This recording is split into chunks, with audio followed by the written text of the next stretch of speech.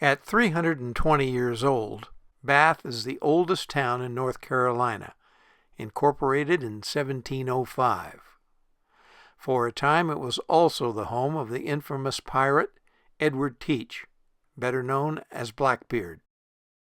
We begin our excursion at the Bath Museum, formerly the town's school, built in 1921. Many artifacts from Bath's earliest days are on display. This huge trunk, note the wheels, is 18th century luggage. This is a dog-lock musket, commonly used in the 1600s. Its name comes from the external mechanism known as a dog that locks the hammer in a safe position. Dutch muskets were manufactured in Belgium and Holland and were heavily used in the colonies in the 1700s, many during the Revolutionary War. But of course, it's the history of Bath's close association with pirates that is most interesting. North Carolina's coast, with its many inlets and islands, appealed to pirates, and ports like Bath provided a willing market for pirates' stolen goods. The notorious pirate Blackbeard is interwoven into Bath's history, as he lived in the area between 1717 and 1718. The town has capitalized on this association. This is a model of Blackbeard's flagship, Queen Anne's Revenge. And items decorated with the Old Roger pirate flag are popular souvenirs. A walking or driving tour highlights many of the historic structures in town. Across the street from the museum is the Vanderveer House, built in 1790. It was originally built several blocks away, but moved to this location in 1970.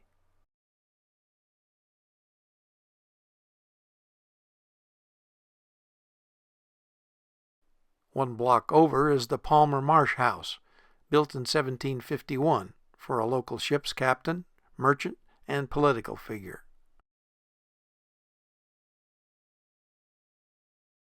Across the street is Harding's Landing on Bath Creek. On the edge of the creek is a remnant of Bath's past industrial prominence. This rusted steam engine was used to power one of the town's cotton gins, lumber mills, or grain mills. This house is only 195 years old. It was built in 1830 and was the residence of John F. Tompkins, a reformer and publisher. It later became the rectory for St. Thomas Episcopal Church, which sits behind it. St. Thomas Church is the oldest standing church in North Carolina, built in 1734. Visitors are welcome to attend, as services are still held every Sunday in the historic structure. The walls of the church are made of brick, 2 feet thick. The lime mortar was made from crushed oyster shells. The brickwork over the front door is a testament to the artistry of the bricklayer. The square tile at the top of the arch fills a 6 by 6 inch hole where there used to be a beam that supported a belfry. The front of the church is covered with aged names and initials carved into the soft brick, as if to memorialize their visit to this historic house of God.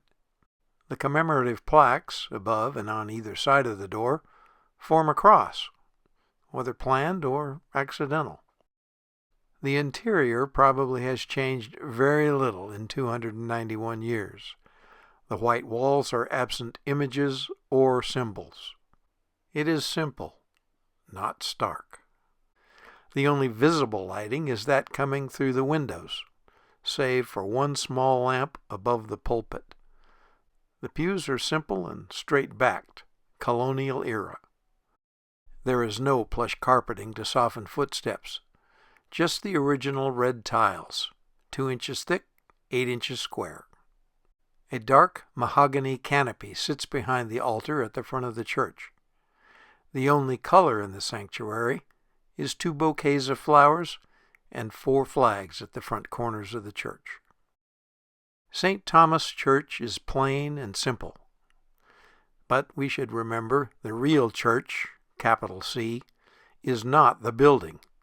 It is the believers who worship inside the building and carry the message of their faith to the outside world.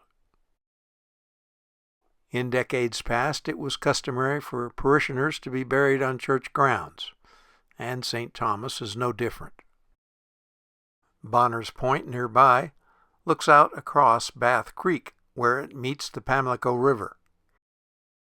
Even at this serene place, there are reminders of Bath's colorful past.